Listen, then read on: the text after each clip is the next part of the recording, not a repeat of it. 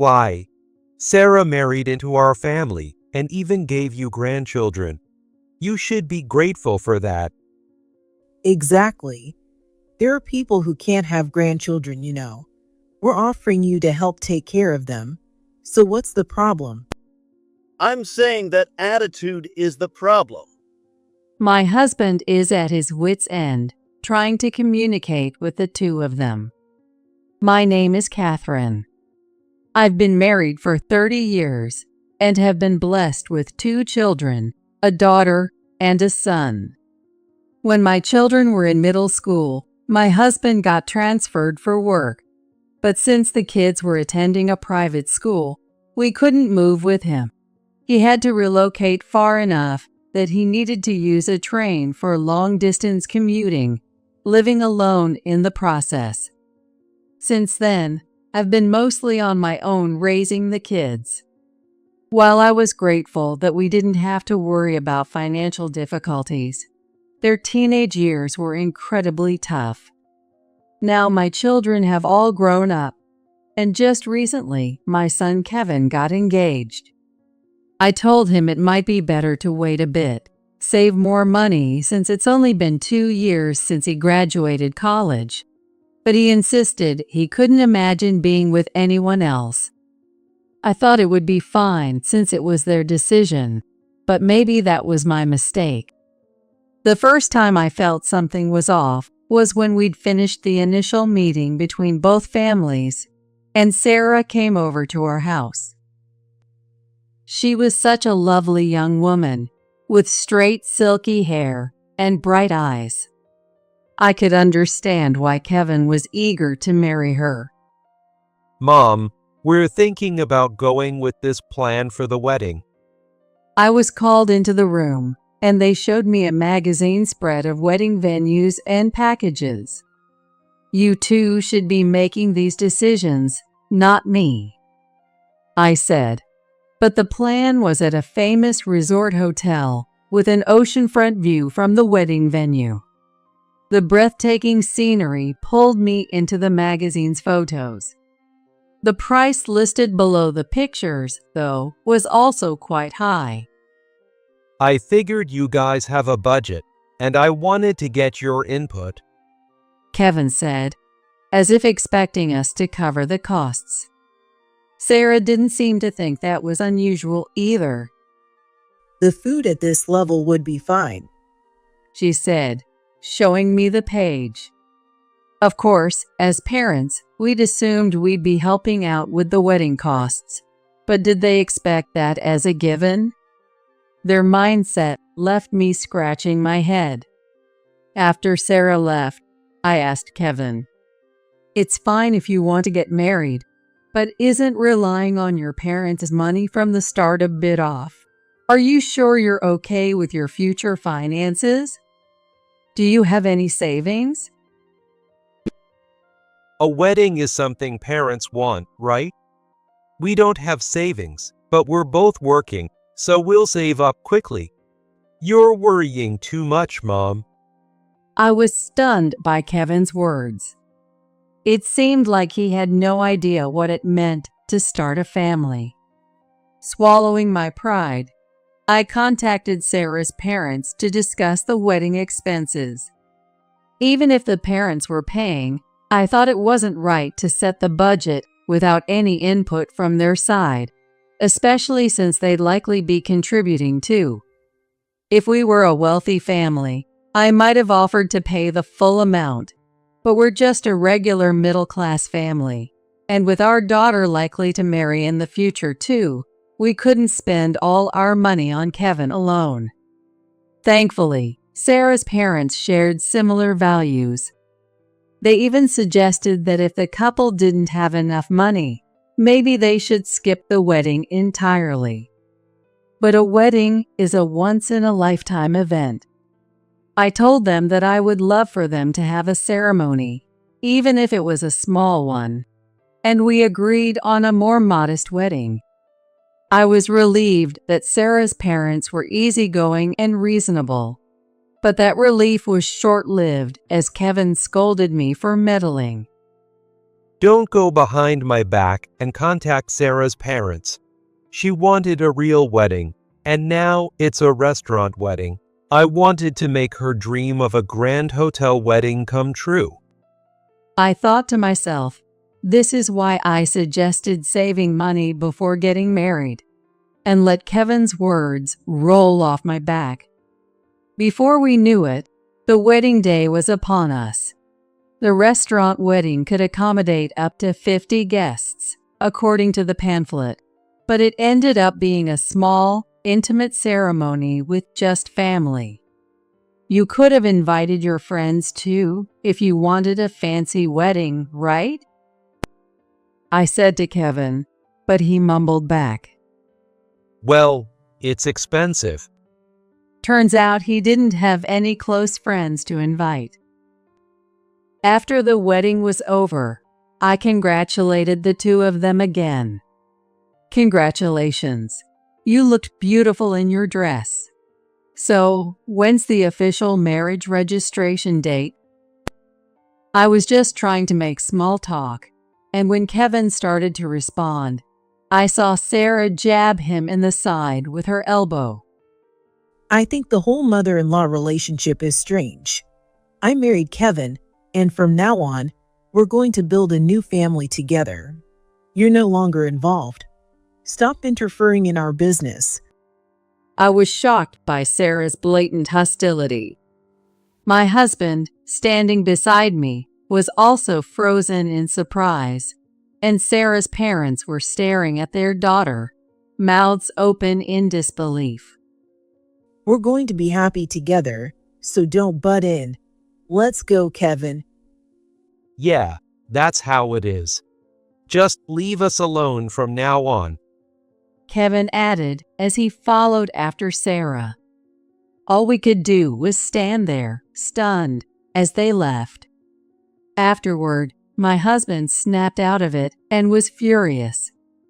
He's no son of mine. Don't ever let them in this house again. He was fuming, but after that, we didn't hear a word from Kevin and Sarah.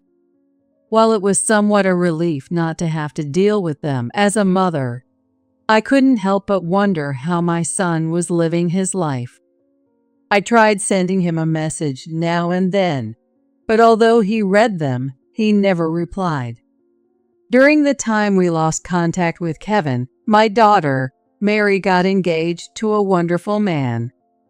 Unlike her brother, Kevin, she and her partner insisted on paying for their wedding, so I assumed it would be a small ceremony.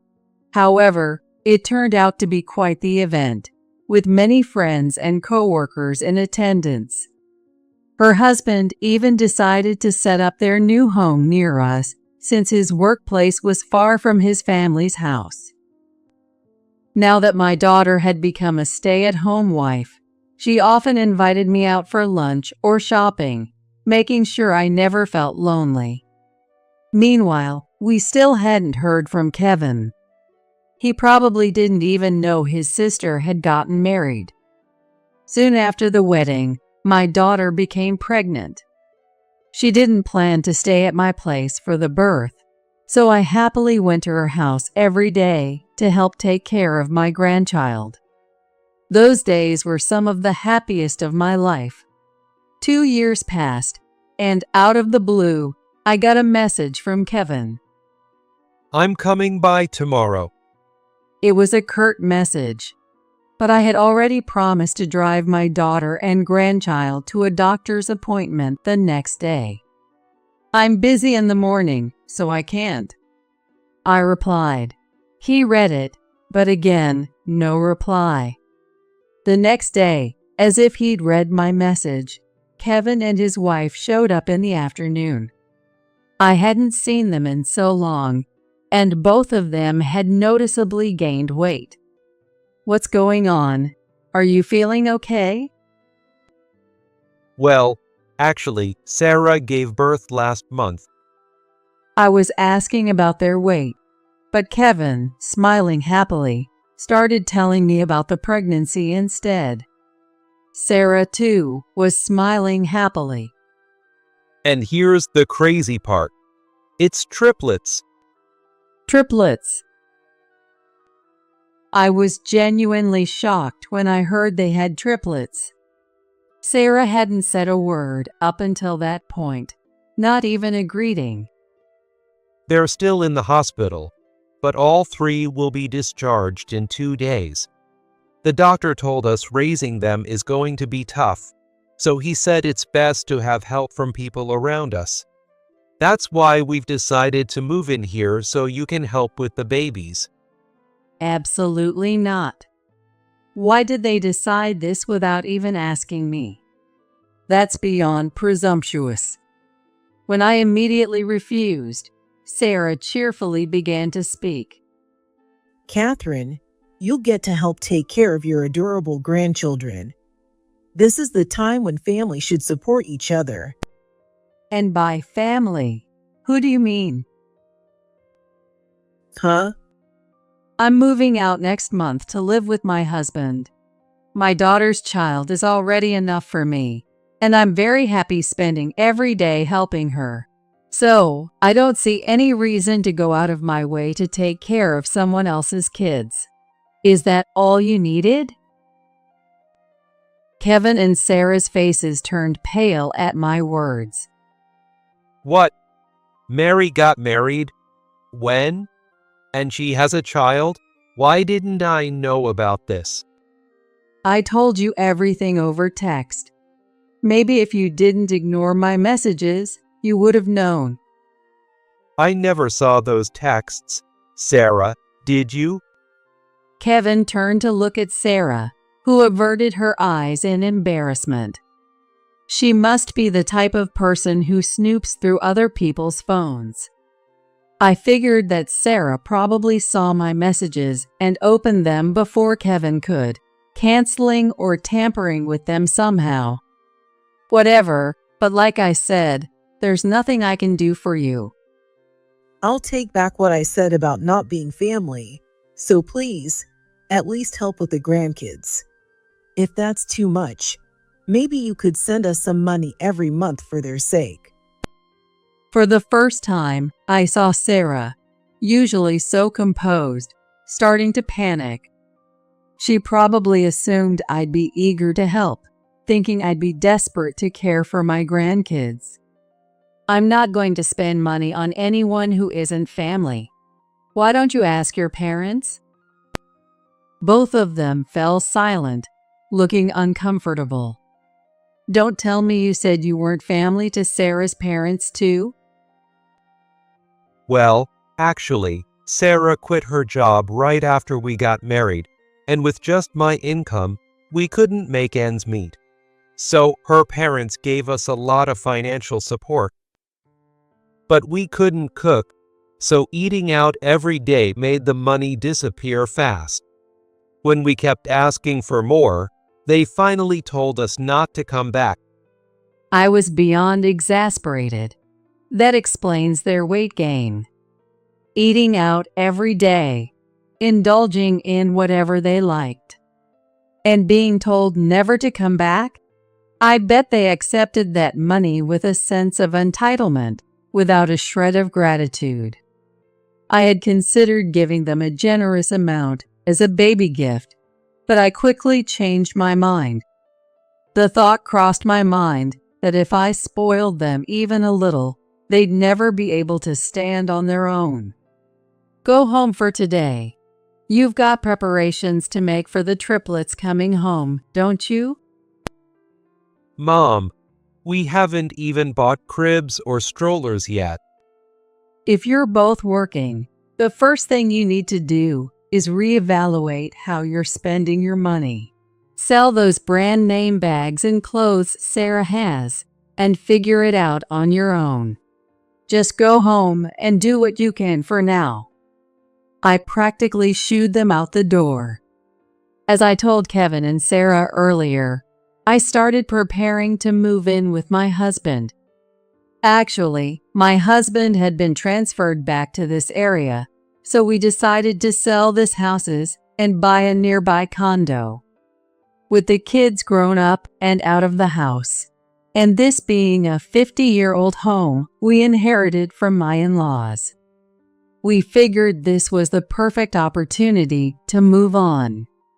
Sorting through the kids' things and organizing the house on my own was a massive task, and I wasn't sure if I'd be able to finish it in a month. I spent my days packing, occasionally taking a break to visit my grandchild, but I kept getting calls from Kevin almost every day. Mom, don't you care about your grandkids? It's really tough. Someone's always crying. Get support from the local childcare services. If you go to the community center, they'll help you out. Bye. If they had been kinder to me, I might have been willing to listen, but the way they thought they could use the grandkids as leverage annoyed me. Sarah also sent me a ton of pictures of the triplets. They were undeniably adorable in the photos, so I responded with lots of heart emojis. The day before the move, my husband came back, and we were finishing the last bit of packing and cleaning together when Kevin and Sarah unexpectedly showed up again. Mom, are you really okay with this? You might never see your grandkids again. Exactly. They're only this cute for a short time, and triplets have a special kind of cuteness. Why won't you do anything? I was taken aback by their complaints as soon as they opened their mouths, but two of the triplets were sound asleep, and the third was happily chewing on a towel. I couldn't help but smile at how cute they were. Did Sarah's parents forgive you? When I asked that, the two of them fell silent and looked down. I could tell they hadn't changed their attitude one bit. I thought once you became parents, you'd understand how we feel a little more, but I guess not. You say they're adorable grandkids, but you were the ones who cut ties with us. You said it yourselves, so take responsibility for your words. Don't come back here. Go home. My husband, who hadn't seen Kevin since the wedding, was still holding on to the frustration from that time, and his tone was harsh. If you're going to sell the house, why not just give it to us? I'm the eldest son, aren't I? We've already sold this house and used the money to buy our new place. Whether you're the eldest son or not doesn't matter. This house is ours, and what we do with it is none of your concern. But if we had this house, we wouldn't have to pay rent, and it would make things so much easier. Kevin, sounding like he was about to cry, must have been in serious financial trouble. Why are you so strapped for cash? Didn't you say your salary wasn't that bad? I don't think you should be struggling this much, even if you're not living lavishly. Kevin and Sarah exchanged awkward glances. Well, actually, I quit my jobs. I got headhunted by another company that promised to double my salary, but it turned out to be a terrible place to work, and instead of making double, I ended up making half. So I realized it wasn't going to work out and quit last month. I'm looking for a new job, but I haven't found anything that pays as well as my old company yet. Kevin, with tears in his eyes, pleaded. I understood things were tough, but that didn't change the issue at hand. I get that it's hard, but what bothers me is your attitude. What do you mean? Sarah married into our family and even gave you grandkids. Shouldn't you be grateful for that? Exactly. Some people can't even have grandkids, and we're offering to let you help out with them. What's the problem? I'm telling you, it's your attitude that's the problem. My husband was holding his head in frustration, unable to reason with the two of them. Please, just go home already, I said, feeling completely drained from the conversation. Mom, I came to help. Oh, Kevin, It's been a while. My daughter poked her head in, looking surprised to see Kevin. I hadn't told my daughter about the recent frequent contact from Kevin and his wife, as I didn't want her to worry. She thought they had been out of touch since the wedding, so she was genuinely shocked. Hey, Mary. What are you doing here? I've been coming over all the time. Wow, triplets. They're adorable. Are they yours, Kevin? Yeah. The two of them were clearly flustered by my daughter's sudden enthusiasm. They don't look anything like you, Kevin. They must take after Sarah, huh? No, that's not true. Just look at their eyes. They're just like Kevin's. Sarah was acting suspiciously nervous. I don't know. It's a good thing they all look like their mom. Enough. Let's go, Kevin. What? But the money. I'll ask my parents again.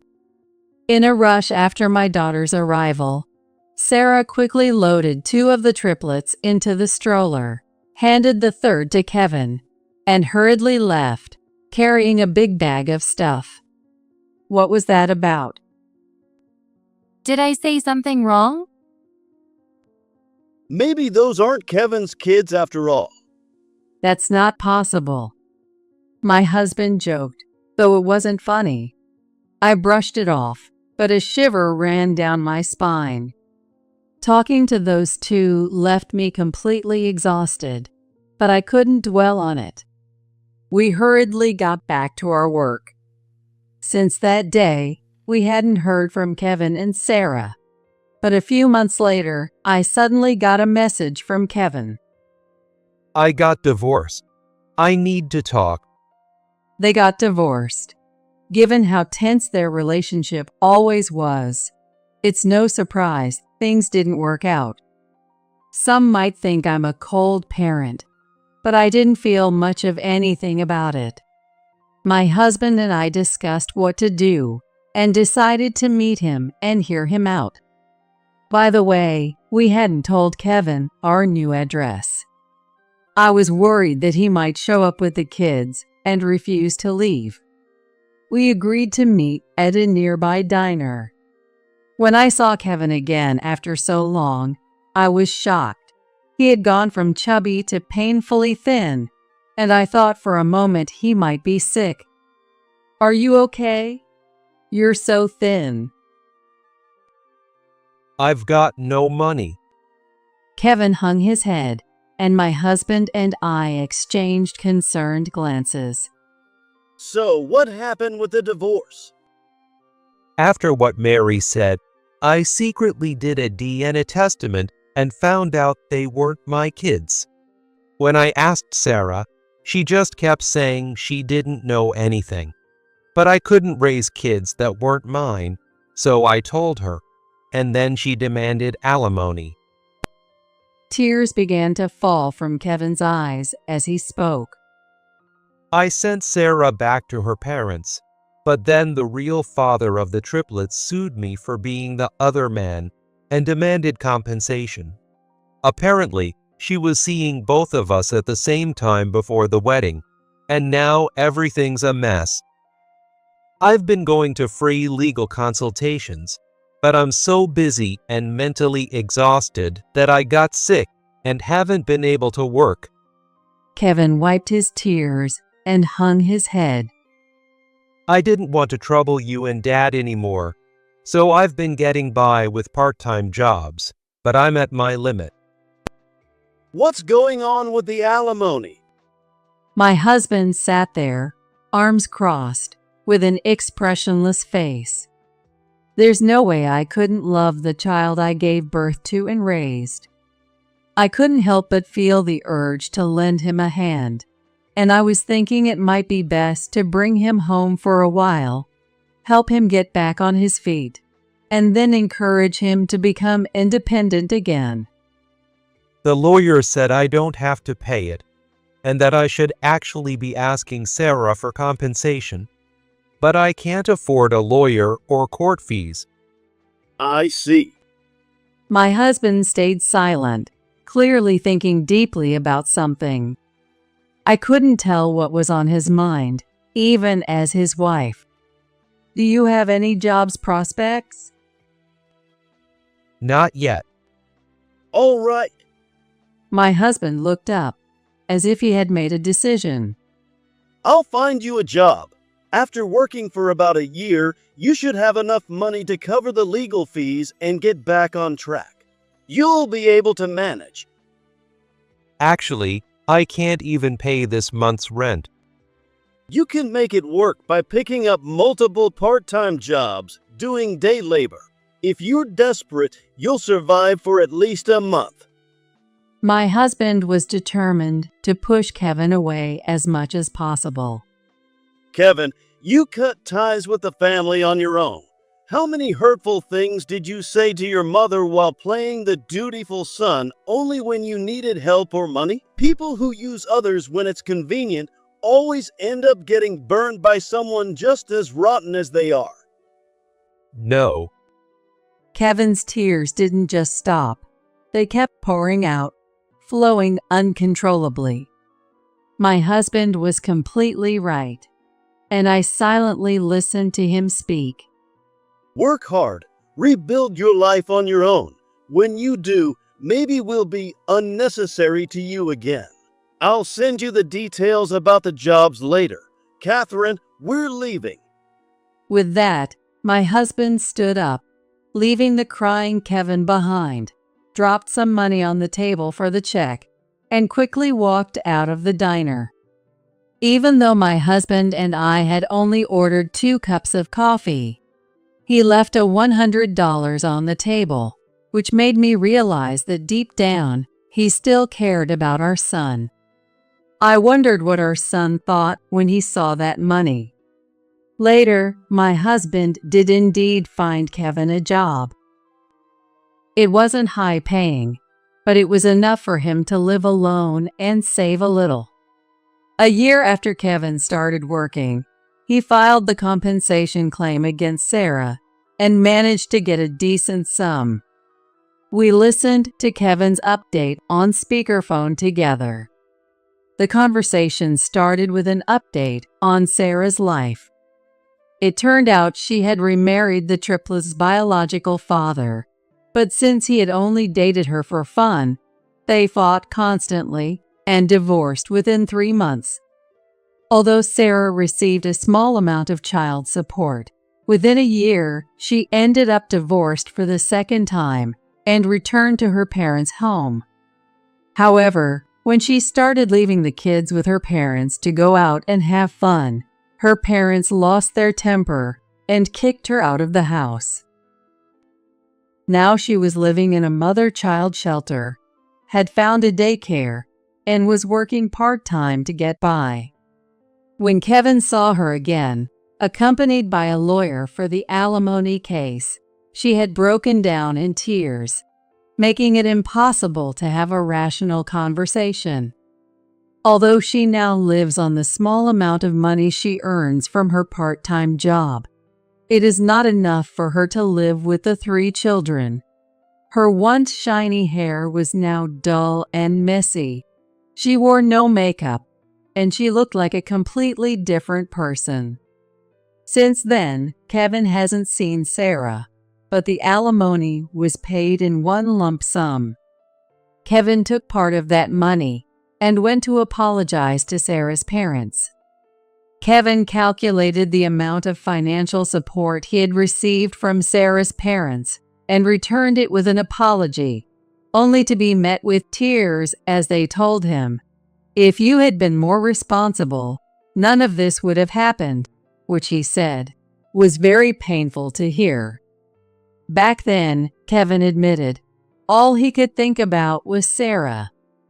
He was so blinded by her beauty and popularity that he ignored the damage he was causing to those around him.